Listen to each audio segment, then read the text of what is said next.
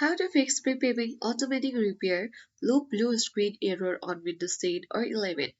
Hi everyone, welcome back to our channel. This is Rose from Create Login and Delete. Without further ado, let's begin. So, if you're diagnosing or facing the diagnosing your PC error while starting your laptop or desktop, this video will help to fix it. After waiting a few minutes, you will see a blue screen with automatic repair. Click on Advanced option, then troubleshoots, and go to Advanced option again. Next, click on Command Prompt. Now you need to select your login username, enter your password, and type the command that is sfc space /scandown. And after that, press enter.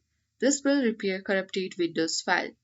Wait for 3 to 5 minutes for the process to complete, and once done, close the command prompt and click on continue, and your issue should be resolved. I hope this guide was helpful. If it was, then do like, share, comment, and don't forget to subscribe. Thank you for watching, and I'll see you in the next video.